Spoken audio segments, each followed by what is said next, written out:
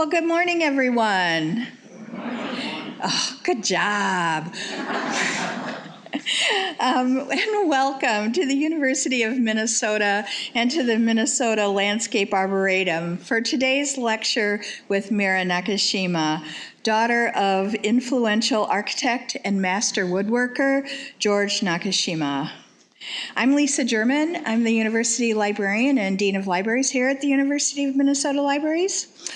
This is the final event of our weekend Nakashima events in celebration of the 50th anniversary of the Andersen Horticultural Library.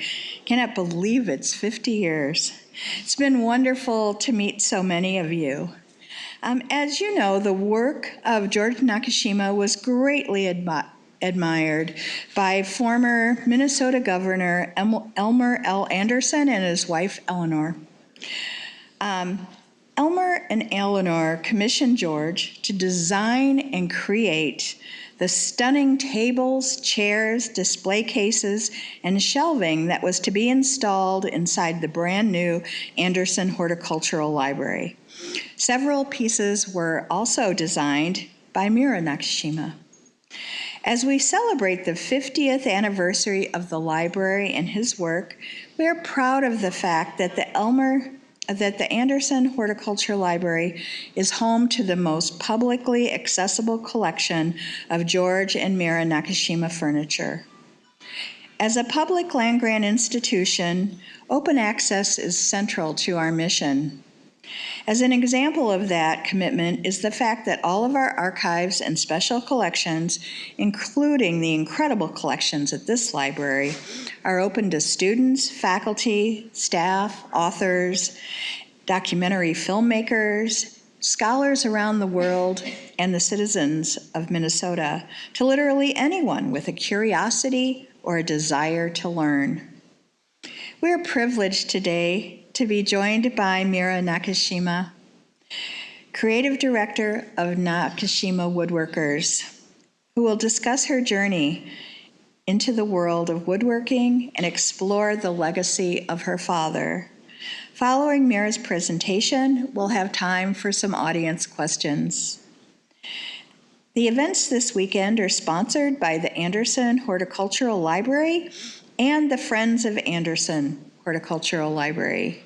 I can't thank enough the good friends of this library. Now please join me in welcoming our fabulous, wonderful, creative, talented, and every superlative you could think of, Kristen Mastel, who is the head librarian and curator of the Andersen Horticultural Library, for some brief remarks. Thank you so much.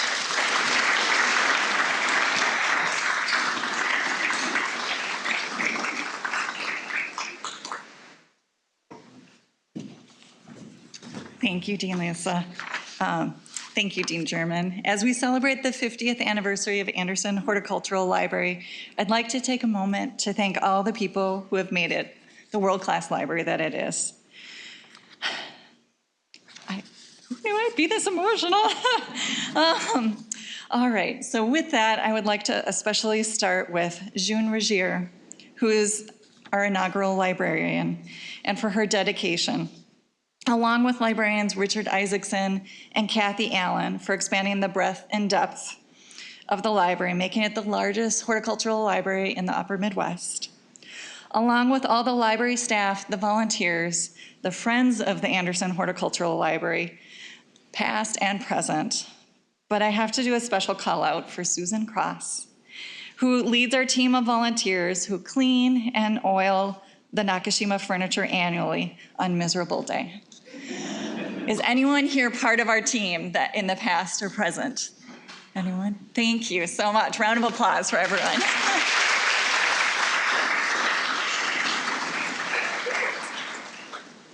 Thank you all for the visitors and the donors who have helped us conserve our collection and restore the Nakashima furniture through donations over the years and forthcoming.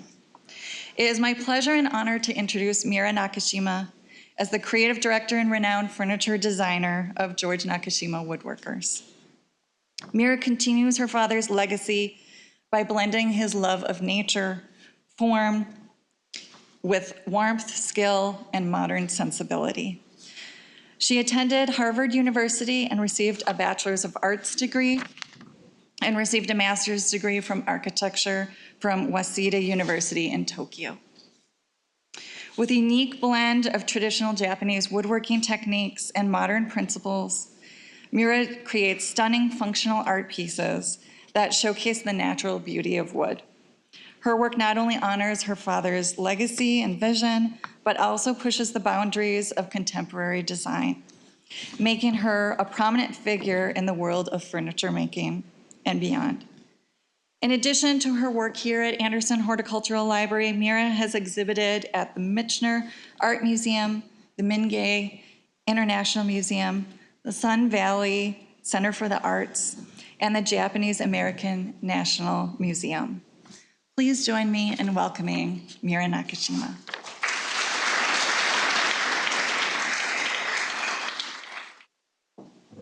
Thank you all for having me here today. I was here, my husband and I both came a number of years ago, but it's always different, and it was such a treat to see my cousin John Terry's film on my dad last night. I can't remember how many times I've seen it, but every time I see it, it looks a little different and I see something else. And the reason I think John Terry did his film was the same reason I wrote my book, Nature, Form, and Spirit.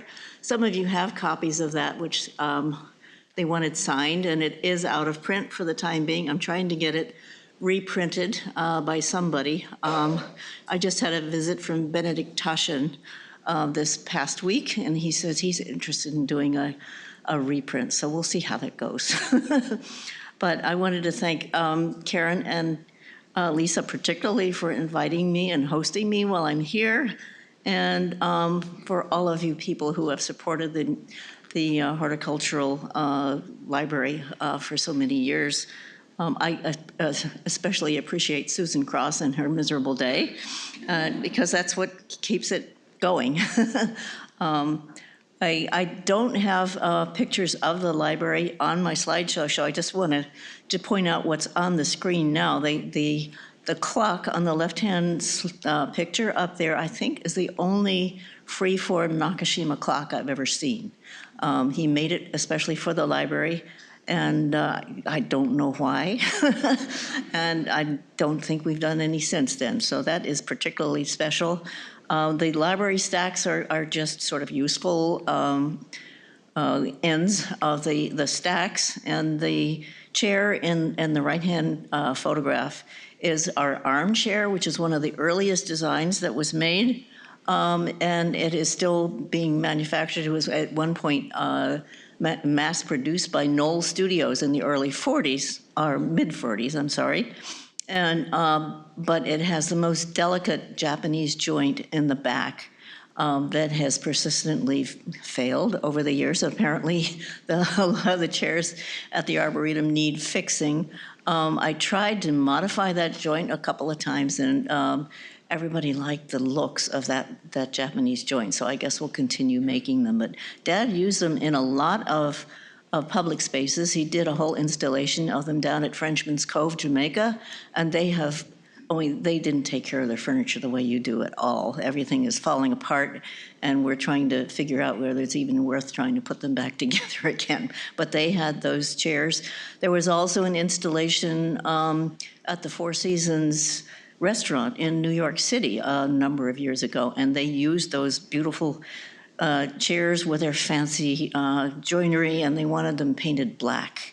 So they're gone too. I don't know what happened to them, but yours are intact and looking really well. So congratulations to your miserable day participants. So I will go on. I also wanted to thank Brian Smith for bringing a grass-seated chair in. We have books for sale. It's called the Process Book after the lecture, and I will be signing them if anybody's interested in having them. The picture, it looks kind of like a sloppy cover on the book, but it actually is removable and folds out into a picture of my father with one of his very first grass-seated chairs. He took a long time to develop this for René Darnoncourt, who was head of the Museum of Modern Art at the time, he had given Renee a table, and then Renee said, I really would like some chairs for your table. And Dad had to figure out how to bend the backs and figure out how to put it together. One of my design assistants decided we needed to put this on CAD, on a computer image, and it can't do it. The angles don't match up with the back and the spindles. And there are all kinds of things that you can only do if you make it by hand. So Dad kept trying to discontinue this chair because he developed it in the 1940s. And people kept asking for it, so we still make them. We've had a little trouble with the grass. The original chair was seated, the seat was woven by my mother out of what she had at the time, which was packing twine. And for a while, we used what was called Hong Kong grass. It was hand-twisted in Hong Kong, apparently. And now the grass is just not the same quality it used to be. I don't know if it's because of global warming, climate change, craftsmanship, or what, but the grass is not holding. So we will probably resort to using Danish cord, which does hold up. And it looks a little different, but at least it doesn't break while you're trying to weave the seat. So you have to improvise with what you have. And this is why we do what we do.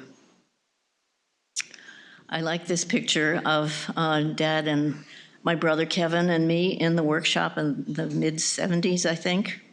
My brother never really liked working in the shop. He was always helping my mother in the office, and he liked doing that best. I hated working in the office, so I was happy to work in the workshop. I started working with him. I grew up in the workshop, but I didn't really actually do any work until 1970 when I came back. I had been in Japan. We lived in Pittsburgh for a while, and then finally came home in 1970. And then I had another child in 1972, which is why I probably did not have anything much to do with the design of the Arboretum library, because I was too busy with my babies. I had 4 of them. It's hard to, for a woman at least, to keep working when you have children to take care of. I don't know which suffered more, probably, I don't know, but it's a balancing act, and that's always a challenge.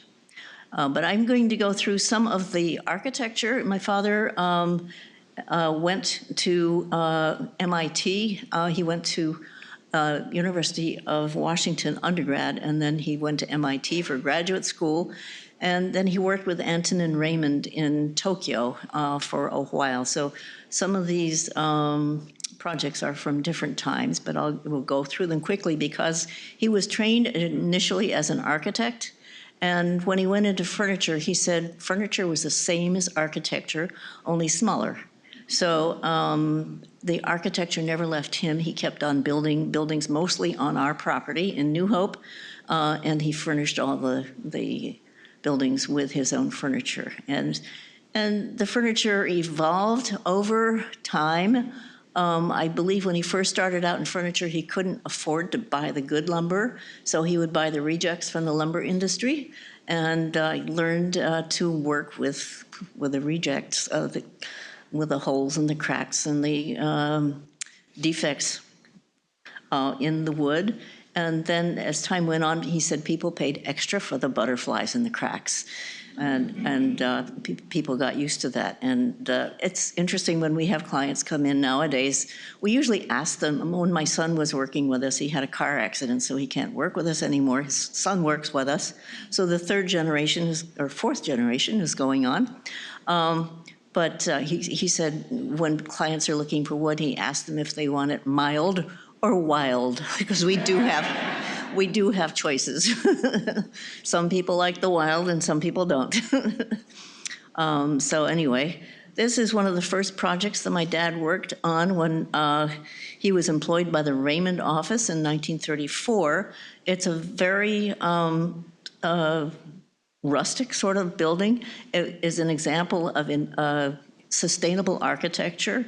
The lumber came from the property itself, And the way the Raymond office worked, and when Dad was working with them, is they depended completely on the skill of the carpenters who were working on it. Apparently, they did not have a complete set of drawings, nor the total height of the roof on this building until they were finished, because they depended completely on the carpenters to create the length and the proportions for that. But the wood was harvested from the property. The stone was actually harvested from the property itself. So it's what we now call sustainable architecture. It is still in daily use. It was built in 1934, and it is a landmark in Karuizawa outside of Tokyo. People particularly like it to have weddings, and they will pose, the bride and groom in front of this church, which is a landmark still in Japan. This is the building that Dad was sent to South India to work on by the Raymond office. It's the very first reinforced concrete building that was built in India. It's still in constant use. It's been in constant use since its completion. I think it wasn't completed till about 1942. My father worked on it from 1936 to 39 when the war started to break out. And then he left it in the hands of his engineer friend, Udar Pinto, to finish it up. But it has a unique way of natural ventilation, which, if the city were still a clean city, would probably, the ventilation works so well you would not need air conditioning. It's a natural form of air conditioning. And unfortunately, because of urban pollution, it's not as pleasant as it used to be. But it's still in constant use, still in very good condition. And this is a picture of my dad and mother on their wedding day on the left-hand side, when Dad finally decided he had to leave India in 1939 because of the war. He came and spent a little bit of time in Japan and happened to meet my mother, who was also born and brought up in the Pacific Northwest. And apparently their families knew each other in Seattle, but Mom was the youngest of her family. Dad was the oldest of his, and the brothers apparently knew each other, but they had never met till they bumped into each other in Tokyo. So they got married in Los Angeles in 1941. And during that period of time, if any of you saw John Terry's film, Dad did a survey trip along the West Coast because he'd been out of the country for a number of years and decided to catch up on what had been going on in the architectural world since he left. And he saw the way they were building buildings in America and decided he wasn't going to be an architect anymore.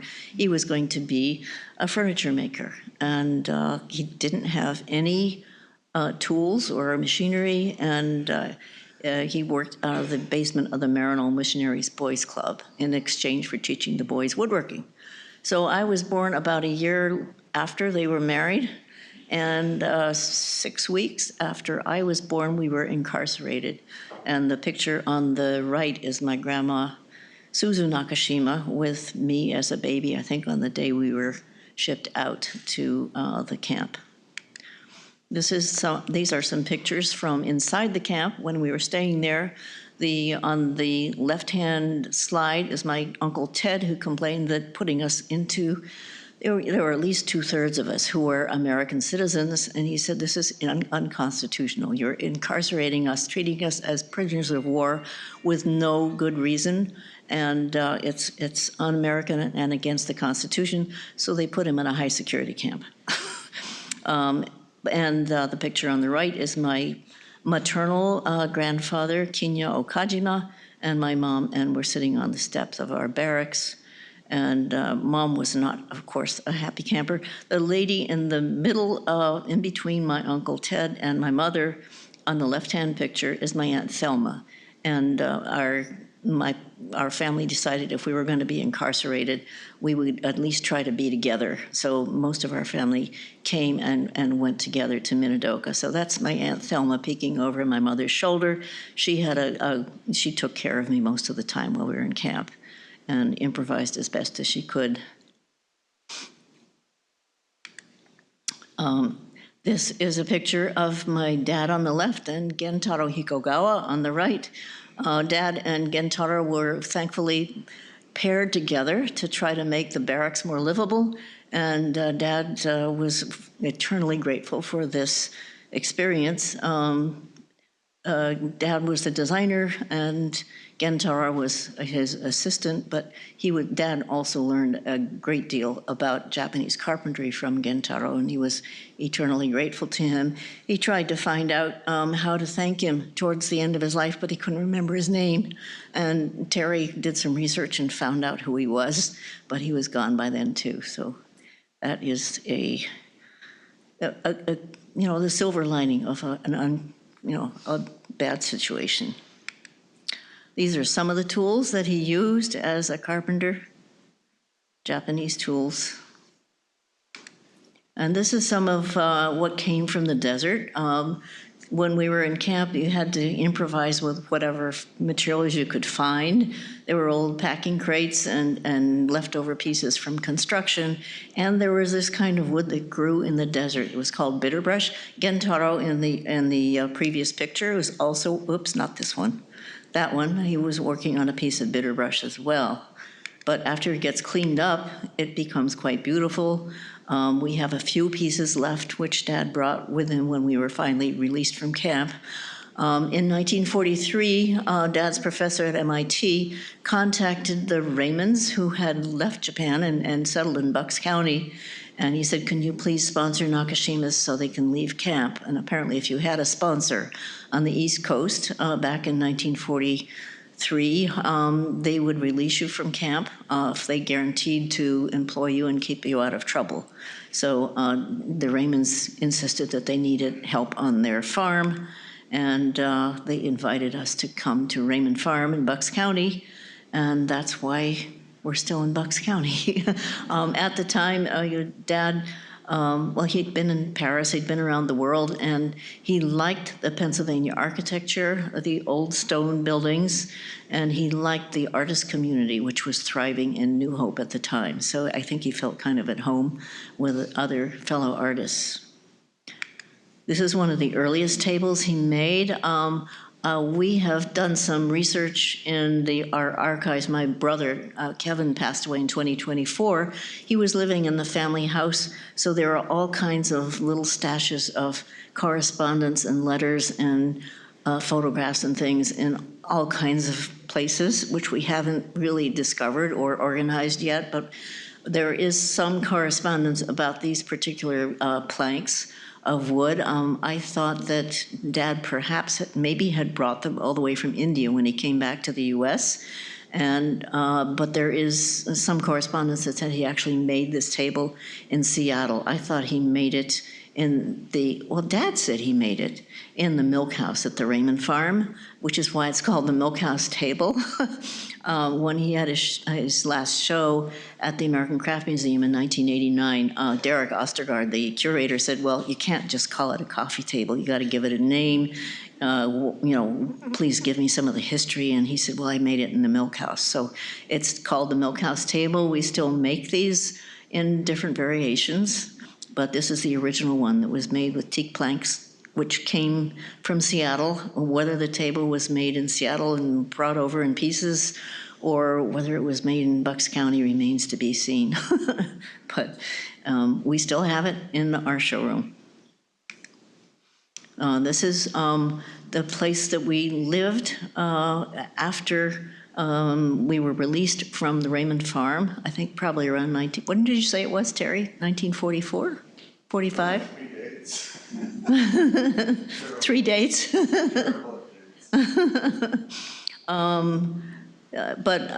After we left Raymond Farm, at any rate, Dad found an old cottage on Aquatong Road, down the road from where we live now. There was a garage there, and this is the garage which became his studio. The WRA took a series of photographs to prove that incarcerating the Japanese Americans didn't really hurt them, that we were quite well, thank you very much. And so my mother dressed me up in this white dress, and I'm sitting on Dad's workbench playing with the tools.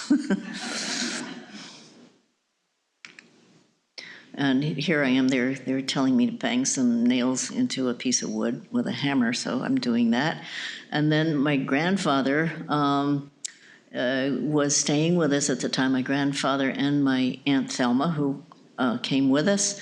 And he's sitting on the first grass-seated chair. We have a later version of the grass-seated chair here. And as I said, it's become one of our more popular items. We still make them. But thank you, Brian, for loaning us a real chair so people can look at it. This is a picture of the workshop, which is the first building built on the Nakashima property. We've built it over quite a few times since its original version. It was a lot smaller than that when it started. And it was the showroom and the shop and the finishing room all in one little building. That front part of the building was the original part of the building. We have since enclosed the carport there, so that's become another workshop. We now have 10 people working in the shop. No, I guess we have more than that now because we just hired somebody. I think there's 10 or 11. I think there's 11 now as of last week. And this is me when I was about 10 in the old workshop.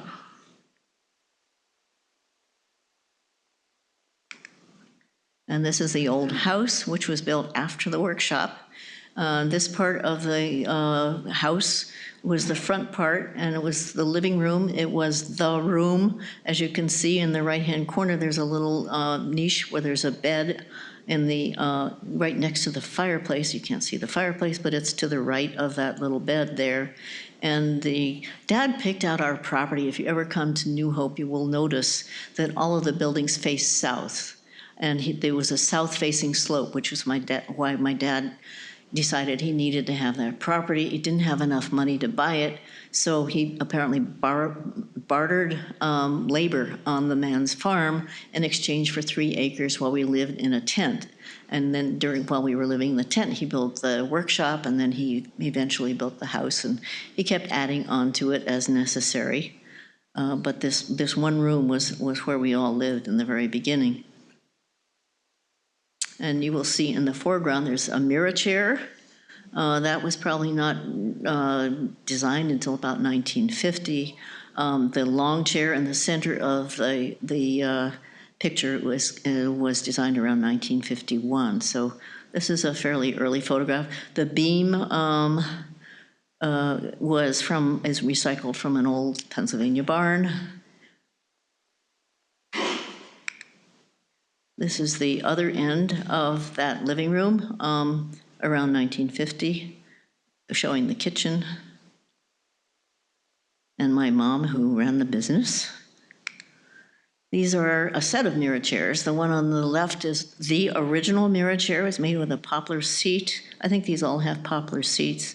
Then it was made a slightly higher height, and then a countertop height on the right-hand side. It was featured in Life magazine around 1952. Oh, and then when my brother was born in 1954, he kept falling off the 3-legged chairs. So Dad developed the 4-legged chairs, like the one you have in the library. They're not quite as tippy. This is the walkway from the showroom to the house, and when the dogwood are blooming and our azalea are blooming. We have native dogwood, and Dad and my grandfather. My grandfather, on my father's side, lived in Portland, Oregon, and he was instrumental in organizing the Portland Japanese garden in Portland, Oregon. And he used to come, and he and Grandma used to come almost every year and visit with us for a month or two, and Grandpa would always be puttering around the garden planting things. And so we have some Japanese maple that were probably the same vintage as the ones that were from the Portland Japanese garden, as well as other things which Grandpa planted. This is on the right-hand side is the entrance to the showroom, and this is the interior of the showroom.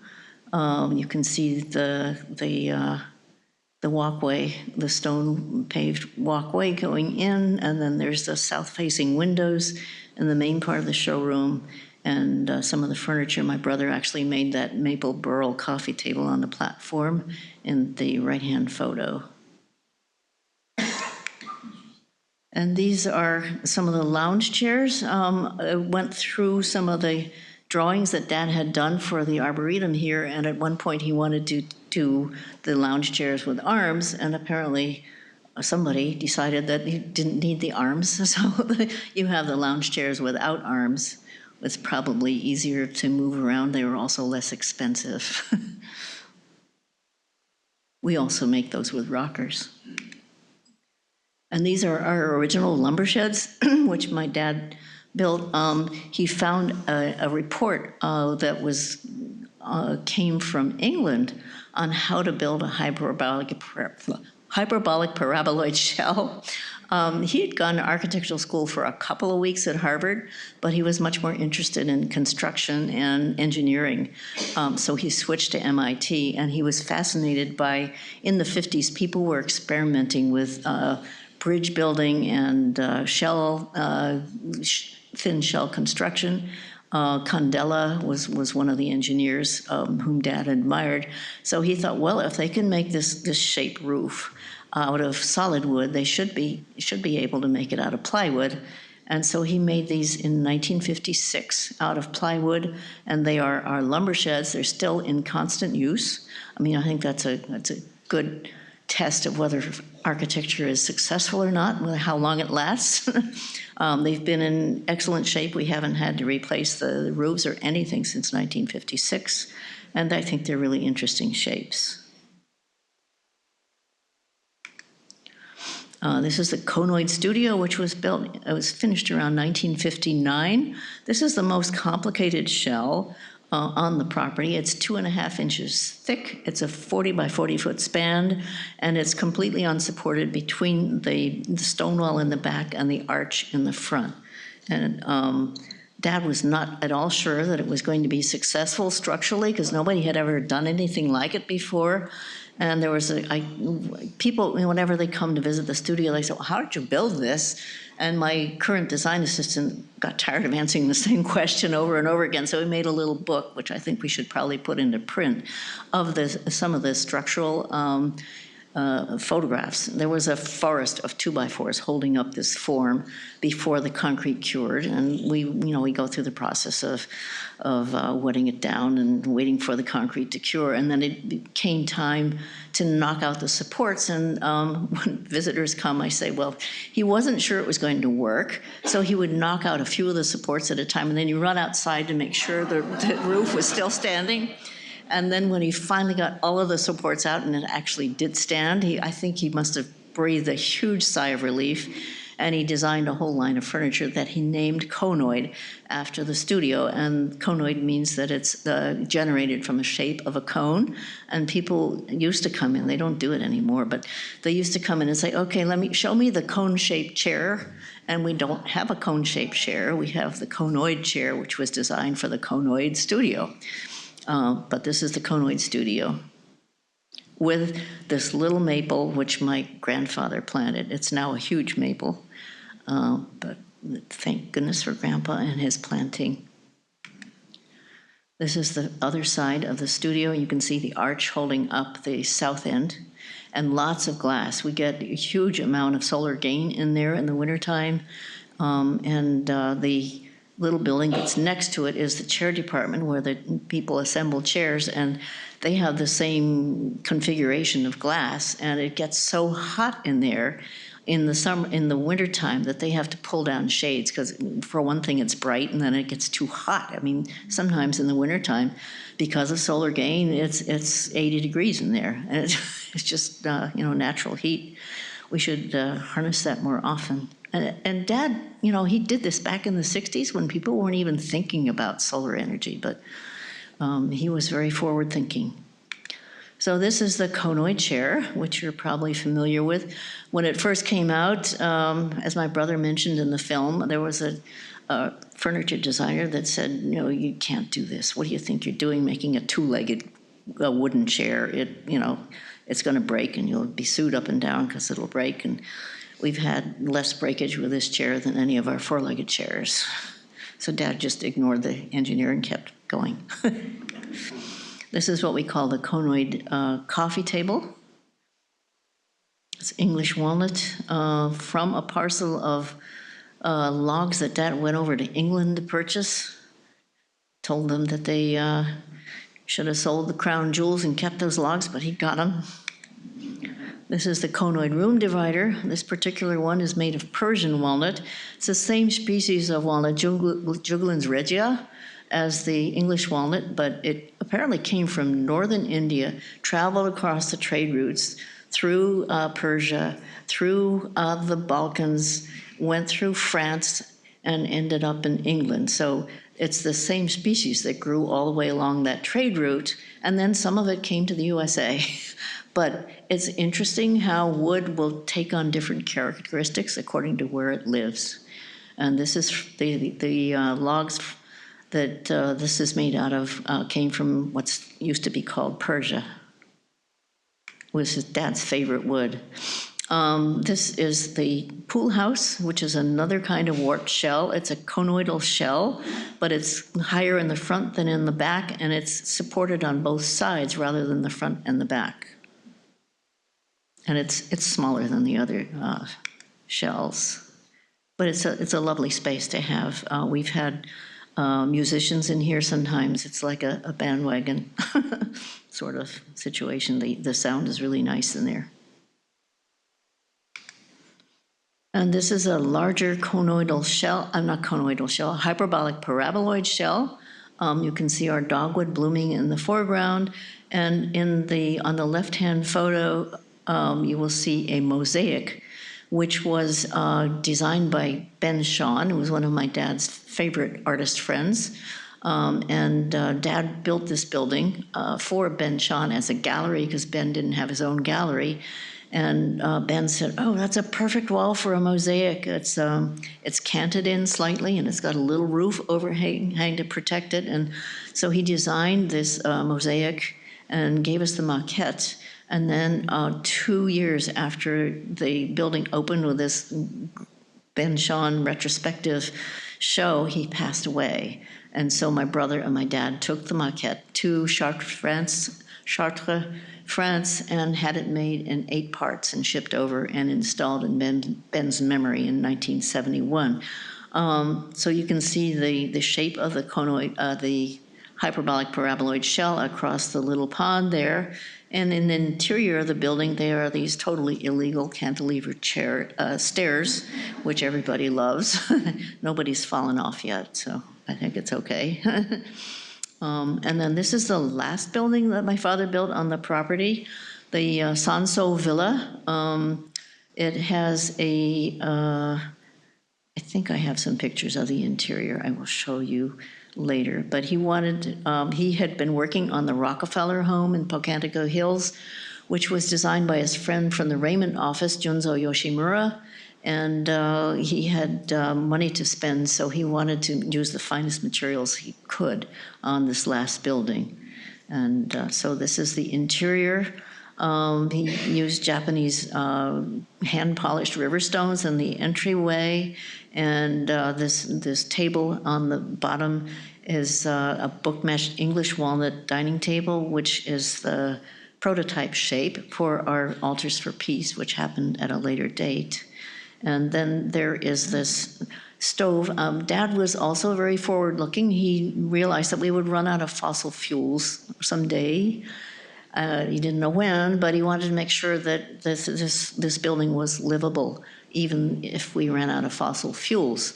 So there's a totally electric kitchen, and the entire building could be heated by this sort of Franklin stove type fireplace. There's a plenum behind it and a fan system.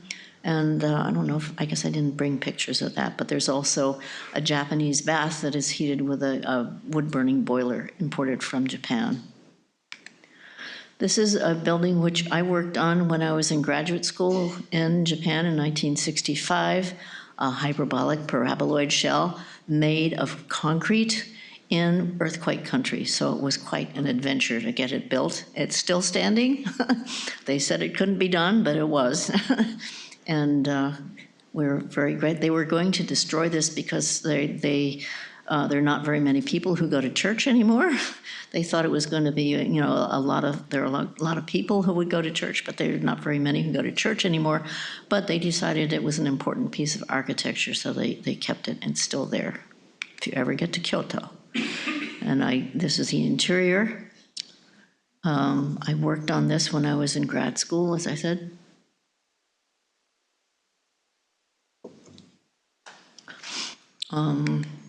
This is the Monastery of Christ in the Desert in New Mexico. It's about 50 miles north of Santa Fe.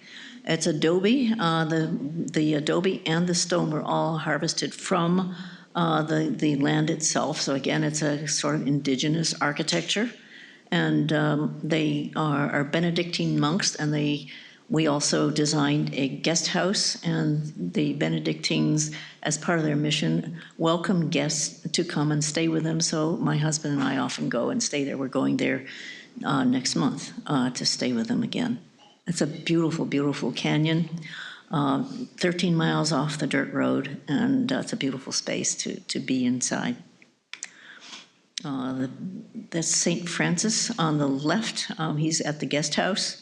And there's an entry, the entry doors to the chapel are there on the right. Hand carved in Mexico. And this is in Mexico, outside of Mexico City. Again, it's an adobe construction. It's called Guanajuato. It's an adobe roof, but it's built sort of like an igloo is built. And that is still standing as well. I haven't been there for a while. This is a glimpse of the interior of the Rockefeller House in Pocantico Hills. There were a number of pieces that were designed for this building that he called Green Rock, because the Green Rock Corporation were the people who paid the bills. And it was done originally for Nelson Rockefeller. This is one of the designs that was developed for the Rockefellers. It's called the Green Rock Ottoman. And this is one of the benches, our conoid bench, that was actually in Dad's last retrospective show, and it belonged to the Rockefellers. I think it's still in storage. They don't use it anymore, but this is our conoid bench. And each of these benches is designed individually according to the shape of the wood. This particular one, I think, is 9 feet long, but we make them all different sizes. This is a glimpse of the dining room. I finally got to see the installation in this house. It's not normally open to the public, but we had people from the Shofuso Gardens in Philadelphia, if any of you have been there.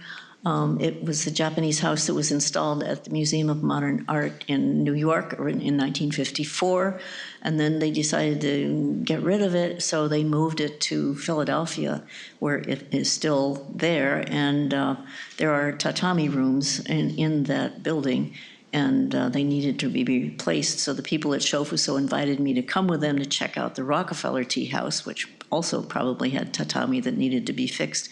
And they let us in the main building. So this is the first time that I had ever seen the inside of the Rockefeller Institution. Not institution, it was their home. And it was interesting because I'd seen photographs of it before, but didn't realize that Junzo Yoshimura used all these elements of Japanese architecture, but he modified them to Western proportions. It was much bigger than I thought it was. This is the installation at the Museum of, not the Museum of Modern Art, but the Metropolitan Museum in New York City. These are some of our lamps. Oh, and these are two pieces. This one and the next slide are two pieces which were owned by the Krosnicks. And my father had asked them to loan them some furniture for his last show. And they said, oh, no, we can't loan you our furniture. We would miss them too much. We lived with them every day and would miss them. So they only loaned us two pieces. And while these pieces were on loan, their entire house burnt to the ground. So the only two pieces that survived from their original installation were the ones they loaned to the show. This is the other one. It's about an 8-foot round redwood table.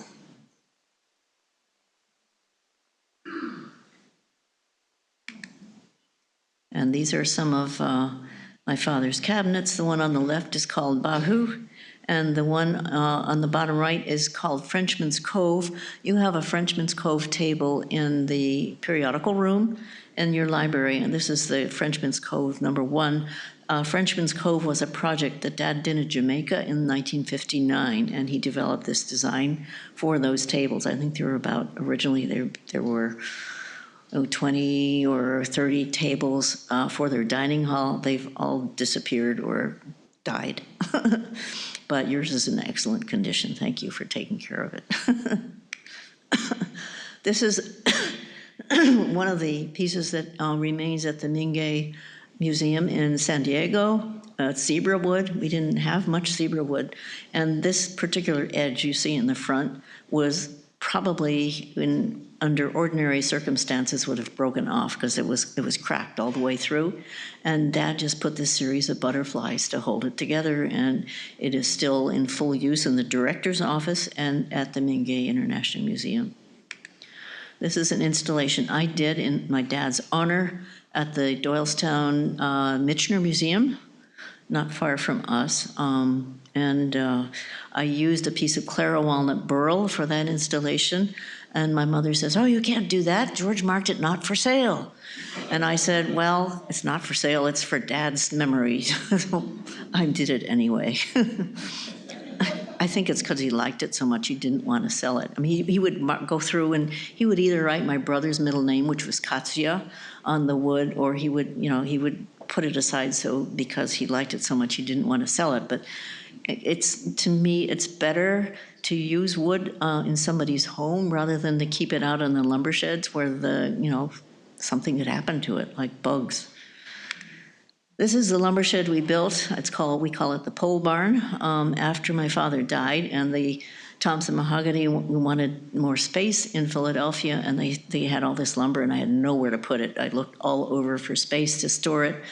And I finally decided, my daughter Maria, who's also an architect, and she lives in Winnipeg now, but back then she stayed with us for a year. She wanted to work with my dad before she moved on, and unfortunately Dad was gone, so she condescended to work with me. But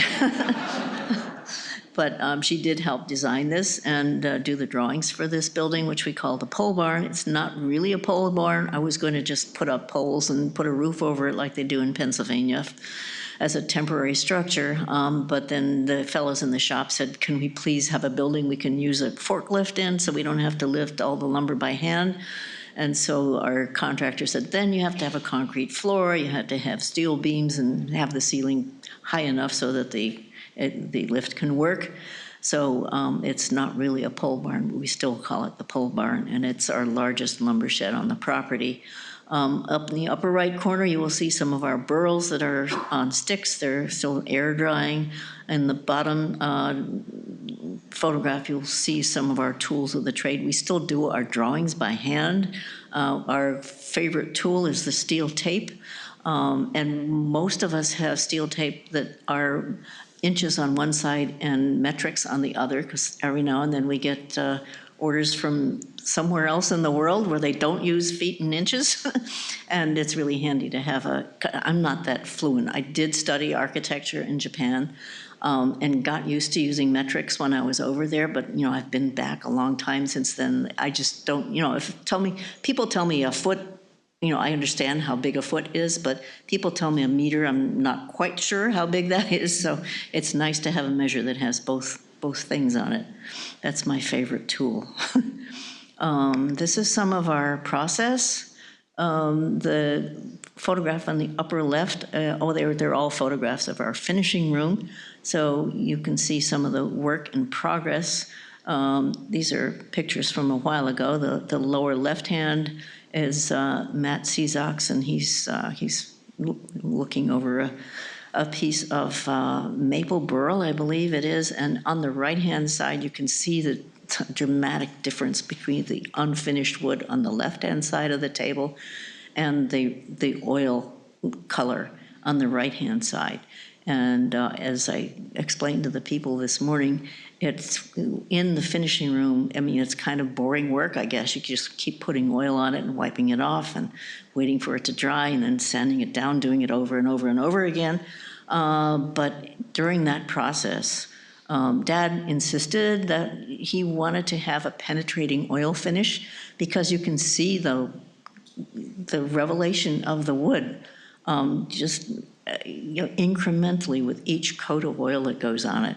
So he insisted on using a penetrating oil finish. Although it's a little water permeable, you do have to take care of it if you come home with a piece of Nakashima furniture, but to us it's worth it because you get to see all this wonderful grain and color that wouldn't expose itself otherwise. This is my husband John a few years ago when he had more hair. Shaving, shaving spindles. We hand shave our spindles. We do get them pre-turned because it would take too much time to turn them all by hand. But they're all finished by hand, usually with a hand plane and a chisel before we put them into the chairs. And those are some of the chair parts. And these are our friends from Takamatsu at the Sakura Seisaku Show, the only company in the world that has license to make Nakashima designs. This is taken obviously a few years ago because Dad is with them. They did, I forget how many shows they've done with this now, but they did 10 shows during my dad's lifetime. And they've done maybe 4 or 5 shows since then. So, and we order pieces of things from them. And they had a show for us last November, so we're very grateful to have them as friends and associates. This is an oak burl table, which is normally inside. We don't usually make outside furniture, but there's a twin to this table in Takamatsu, Japan, if you ever go there. And there's a whole group of designs that Dad developed for this group, which is called Minguren. They are a group of artisans who tried to preserve the old Japanese craft traditions and adapting them to modern usage. So there's a whole line of furniture Dad named Minguren after that group in Japan. And these are 2 more products that were a result of that collaboration in Japan. These are called asanoha, or hemp leaf pattern. The grills are made in Japan. They're shipped over to us and we make lamps out of them or a cabinet.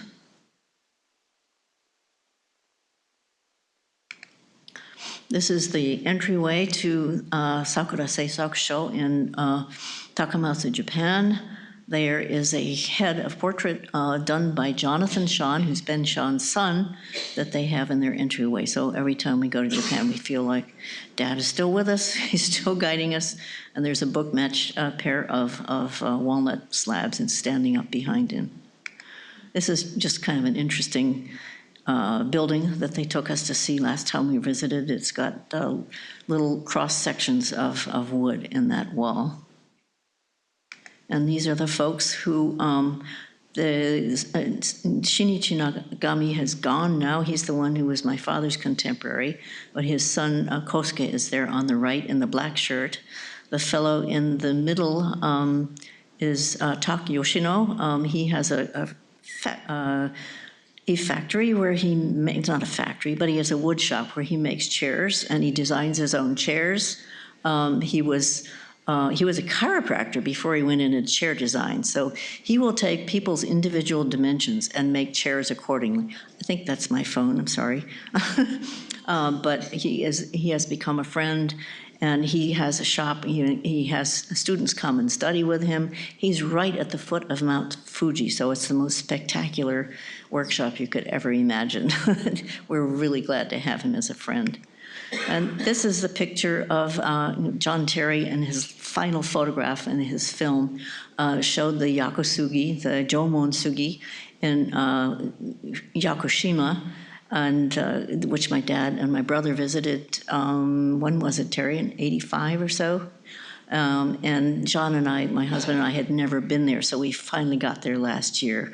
We didn't get up to the biggest tree because it was too long a hike for me to do, a pretty steep hike. But we did get to see some of the old trees. They're some of the oldest trees in the world. And this man in the center, his name is Nakashima, and it's spelled the same way ours is spelled. So I think he's a relative from long ago, but he is the one, we just happened to meet him. I said, is there any wood shop where we can go and bring some wood home? And they said, oh yeah, there's a woodworker down the road from where we were staying, so we went to see him. He was not only named Nakashima, but he was my dad and my brother's guide when they went up to see the Jomon-sugi. So we were very happy to meet him, and I'm wearing a pendant made from Yakushima that he made. And this is some more of our adventures in the log yard. Sort of indicates, the way we work. Taki Yoshino rescued this tree which has been taken down in a national forest, and he had to get permission from all kinds of government people to harvest it, and so he did. And then after that, he took us to this shrine, which is dedicated to these special trees that were planted in gratitude for helping a daimyo or somebody win their war. So they've put these sacred prayer papers around the trees that they consider sacred. This is a project I did in 1997 with Michael Gabellini. Somebody asked if I do collaborations with architects. I don't do collaborations on the architecture particularly, but I like collaborating on spaces that need furniture in them. So this is a set of furniture that I made. The one on the left is in San Francisco. The one on the right is in Hamburg, Germany.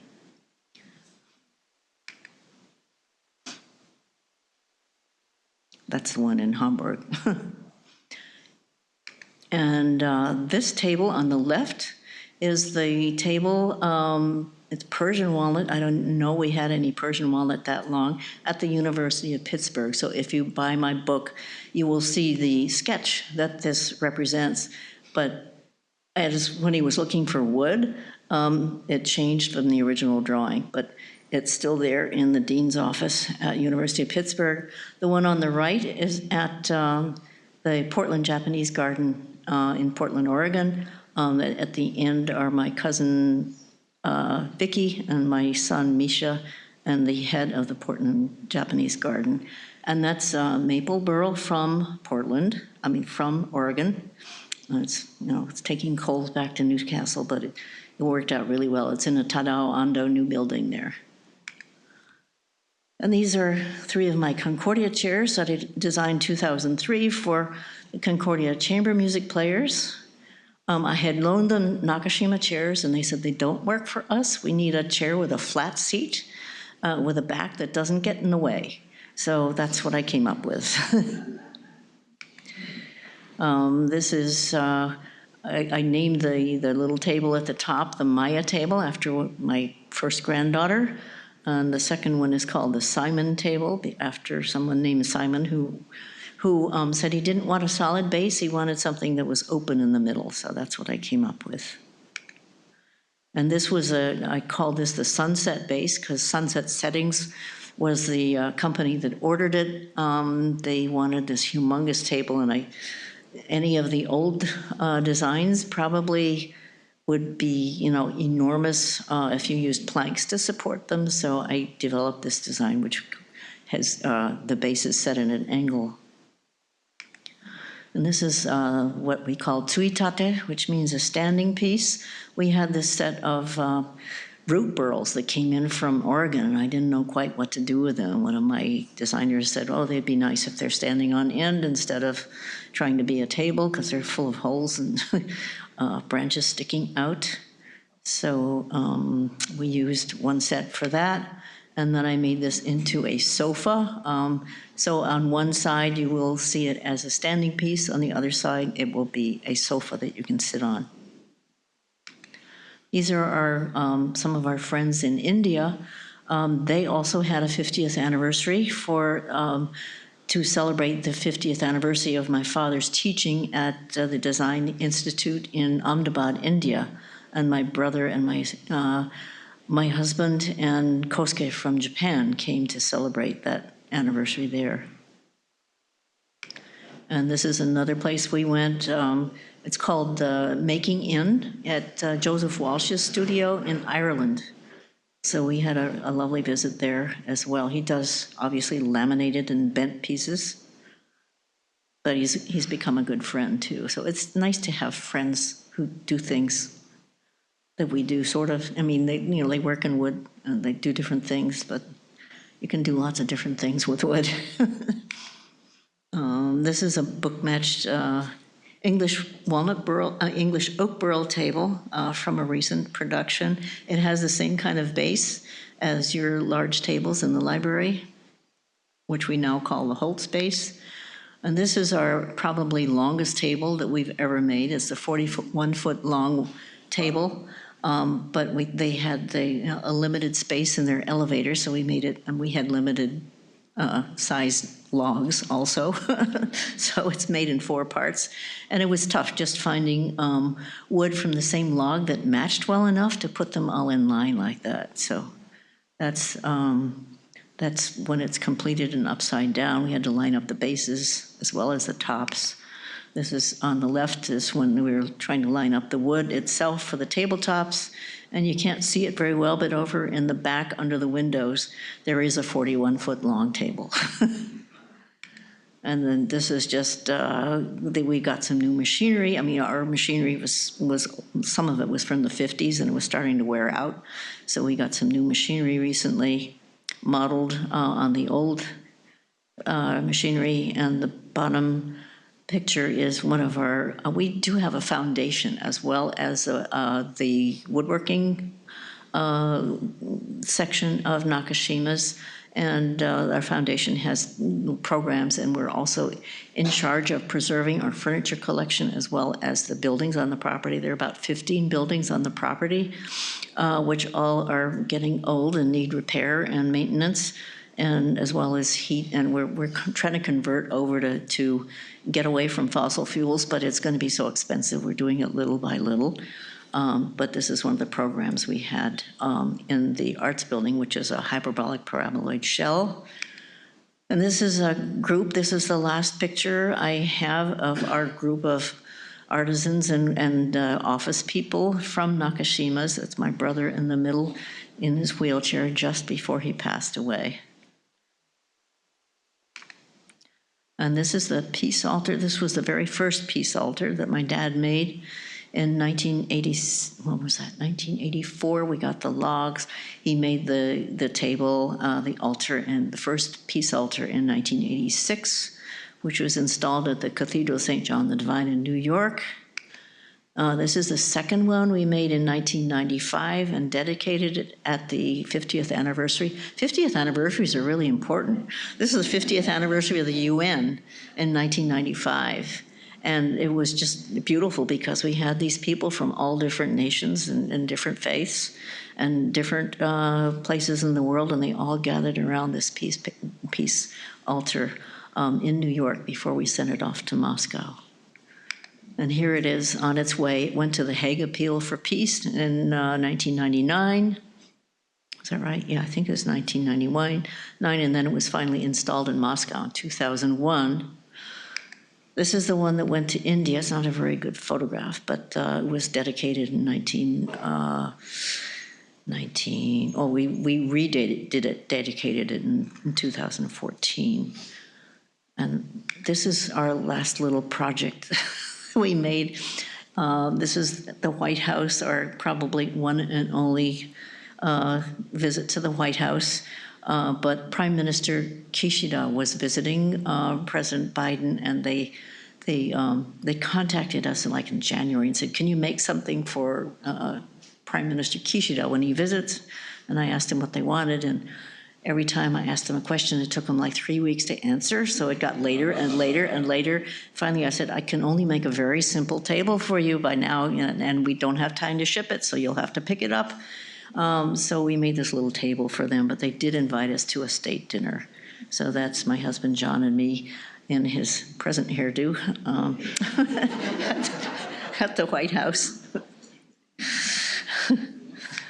And these are our commemorative plaques for being on the Historical Register, National Historic Landmark, and the Pennsylvania Landmark. So I think that's the end. And I'm sorry it took so long, but thank you for sitting through this. And if you have questions.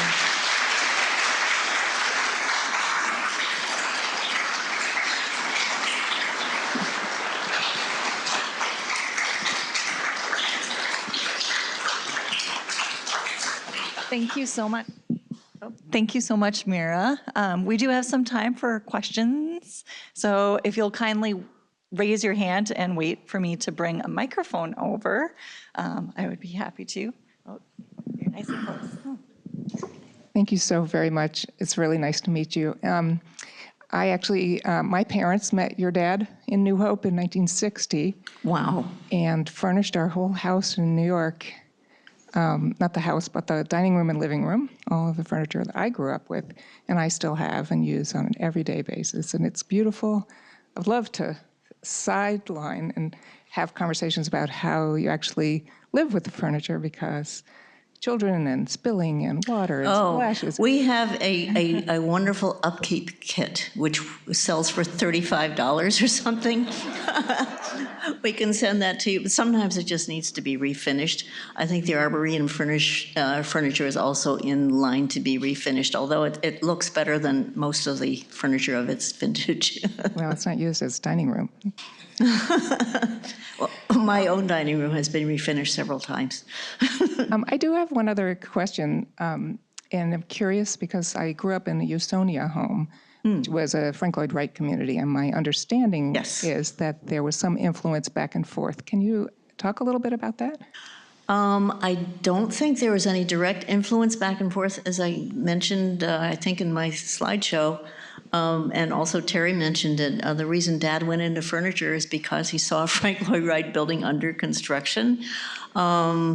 They did have a mutual friend. One of Dad's best friends from Washington State knew the Wrights, and he would come back with stories like somebody complained that the roof was leaking, which they often did because they're flat. And this woman said, well, you know, it's leaking right where I sit.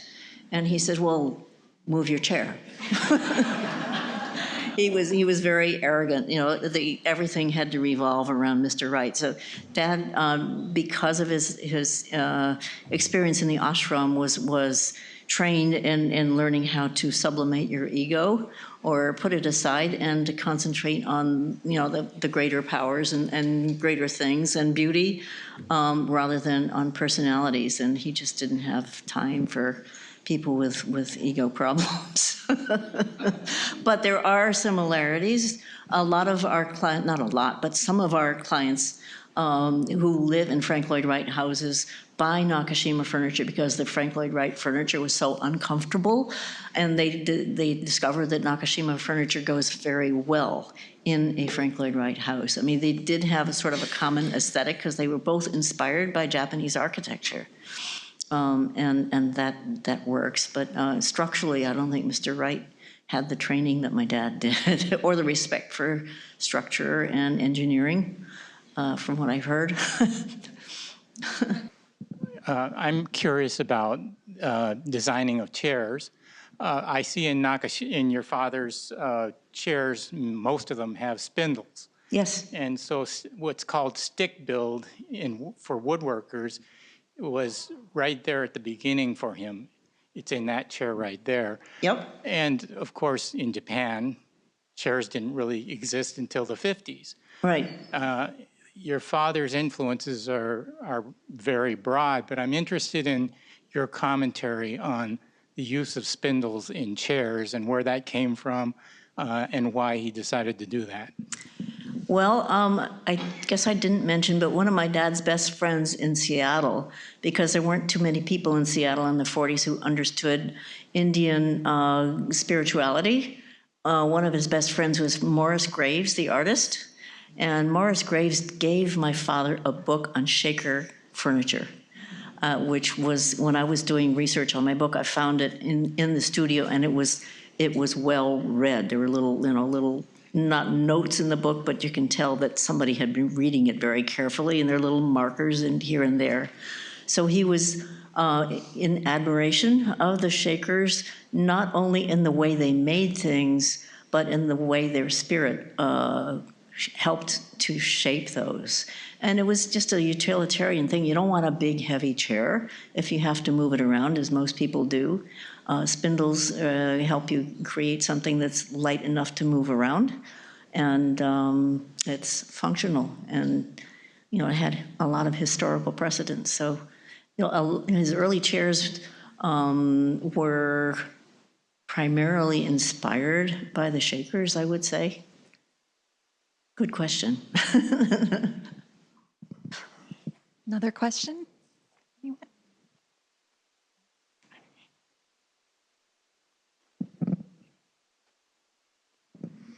I hope you view this as a fun question. I noticed in some of the photographs of books that I have in last night's film, when you were, as you said, about 10 and in the shop, you have on cowgirl boots. Was there a Mira cowgirl stage, or is there any story behind those boots? They're really cute. Yes, there was a Mira cowgirl stage. I took riding lessons for a while. I never really got good at it, and I guess my parents didn't have enough money to give me horseback riding lessons, but I did go through a horse-loving stage. I can't remember how long it lasted, but I liked cowboy boots. I should get some more. I haven't had any lately. Can you comment on the Governor Andersen Commission relative to this institution? Well, we're very honored to have been chosen to do this commission. I think Dad was happy to have an entire space and an entire institution to embrace with his designs. And when he did the Rockefeller job, I think he did the same things. He went through his lumber inventory and tried to pick out the finest choices of wood that he had in his repertoire. And when the Rockefellers did their job, he not only did, he used special kinds of wood in their commission, but he used special designs that he developed for them. I don't think, except for the clock, I don't think there's a whole lot of new designs that, except, I shouldn't say that. The clock was unique, and I think the bases for the large slab tables were probably the first of their kind, or among the first of their kind, which was developed and used later. It became the basis for the peace altars. And it was just a different scale. I mean, you have to scale the base according to the top, no matter what happens. And all of those, how do I turn this off? Does anybody know? Maybe, I don't know. Maybe does this work? Oh, okay. What was your question again? Just your comment on the commission. Oh, yeah. He had the show at the Smithsonian, and it was the first show of woodworkers as artisans, I think, at the Smithsonian. And he developed friendships from that. Sam Maloof was in that show, and Sam Maloof and Dad became really good friends from that time on. And I think he was just happy to have the work and to have the commission. And glad to know the Andersens and that they appreciated and wanted him to do something for you. As I say, I was busy with kids, so I wasn't paying a whole lot of attention at the time. But last night, Terry, you did such a beautiful job with your film. It made me cry. Aw. You talked a lot about the spirituality of your father and the film talked about that and how he sought to look for the meaning in his life.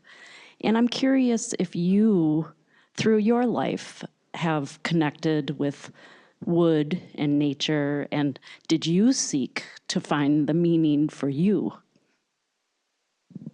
Is this question for Terry or for me? Oh, it's for me? I thought Terry was going to answer.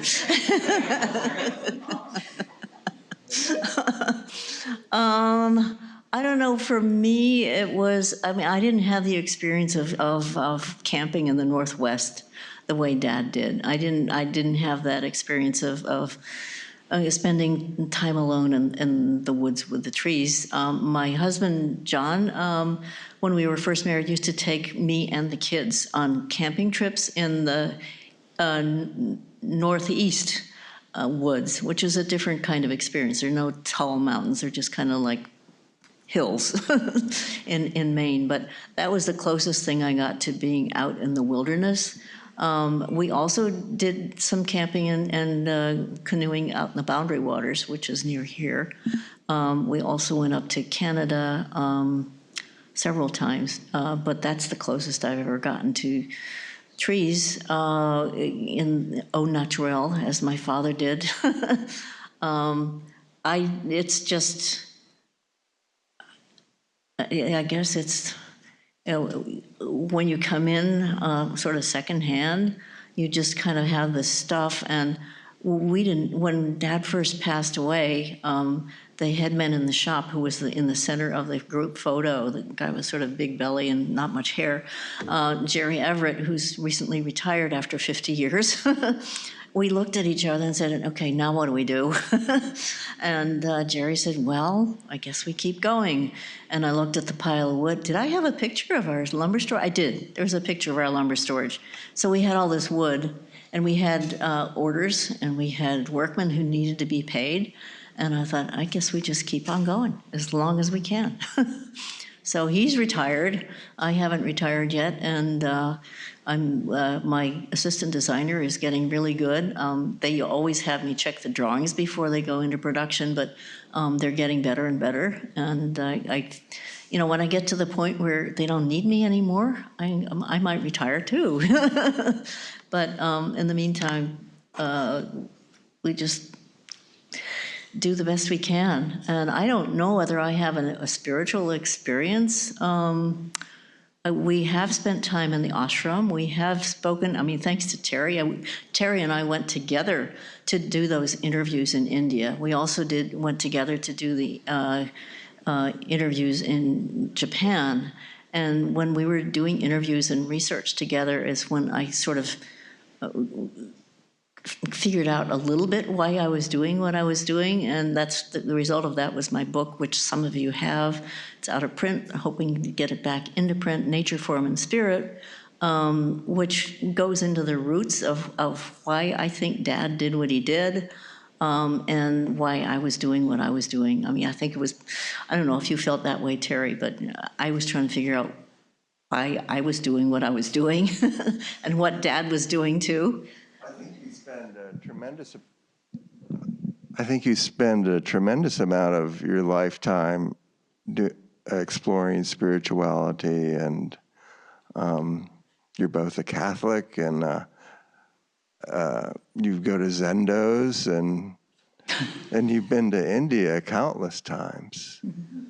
I think you're incredibly spiritual. Oh, thank you, Terry. I guess because I live with me, I don't appreciate what's going on.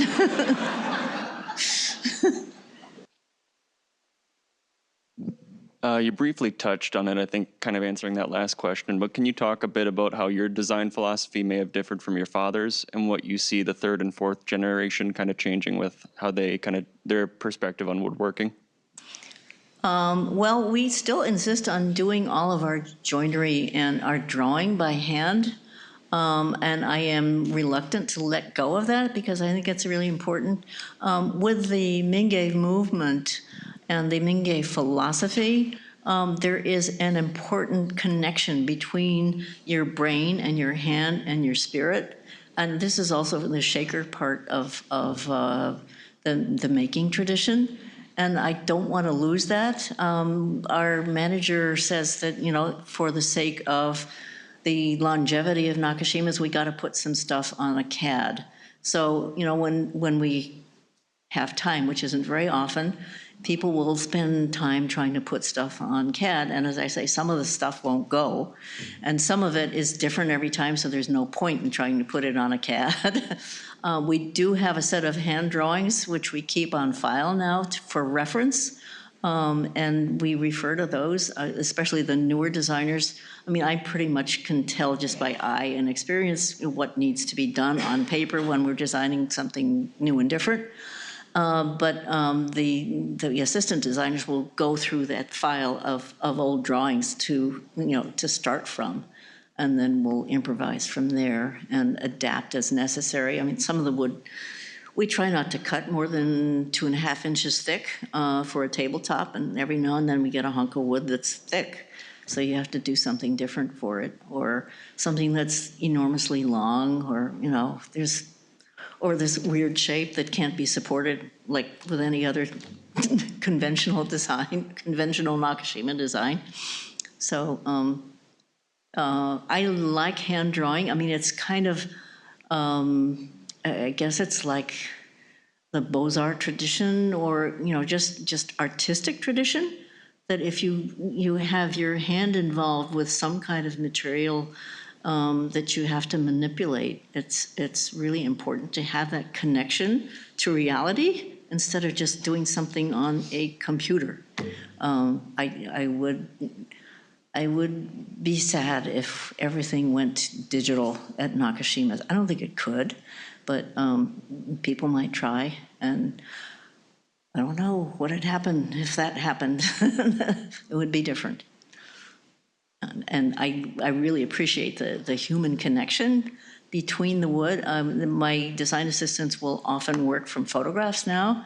They'll go out and take a picture of the wood, and then they'll bring their photograph and create the design on their bench, and then they'll give it to me to check, and I have to go out and look at the wood itself to really understand what it is and wants to be, and the best way to support it, and what it looks like. And even with a photograph, it's not the same as seeing the real wood. Because you get a sense. I mean, when Dad wrote his book, The Soul of a Tree, I didn't know what he was talking about. And my friends said, oh yeah, it's just a marketing ploy. It's a way of selling furniture. And I thought, oh yeah, I suppose so, whatever works. But each piece of wood does have its own presence and its own story to tell. And you have to be aware of that. And you can't do that on a computer. You have to be in the shop, or, you know, in the lumber storage, or see it yourself, feel it yourself. All right, I think we have time for one more question. So whoever's the most enthusiastic for me will get that. Ooh, Oh, 2 more questions. You had several examples of museums and things that have installations. Is there any kind of a guide that, as to where publicly people can go and see Nakashima around the country? It's kind of like Frank Lloyd Wright. You can get all kinds of books on where to go to see his stuff. Is there anything like that for Nakashima? No, there isn't, but that's a good idea. We should. You can have it for free. Yeah, we could put that on our website.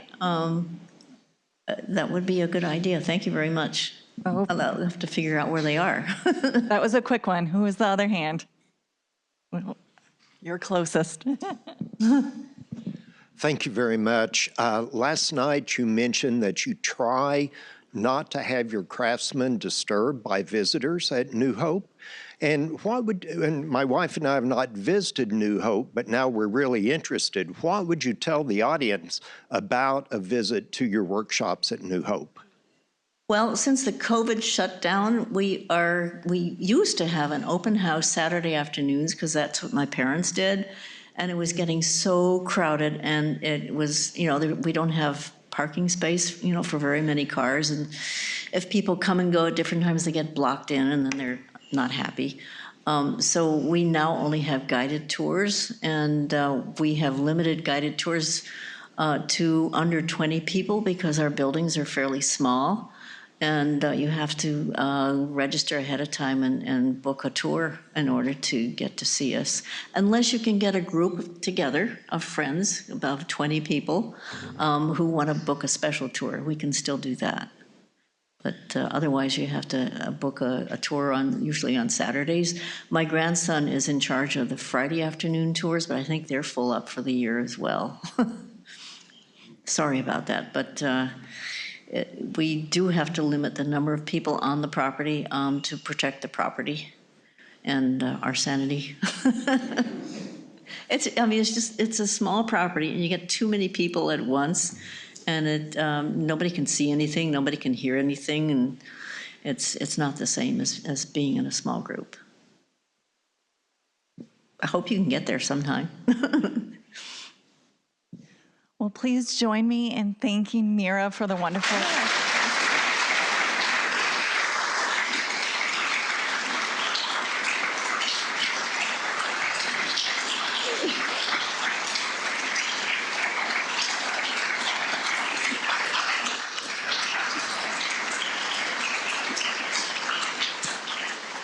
Thank you, everybody. Thank you. Thank you for celebrating Kristen. Andersen Horticultural Library's 50th anniversary. Mira's going to take just a short break, but where you checked in at the registration desk up there is where we'll do some book signing in a few minutes here. But I hope you all will come and just make the short walk to visit Andersen Horticultural Library with a new understanding and maybe appreciation for the Nakashima furniture. So thank you and have a wonderful day.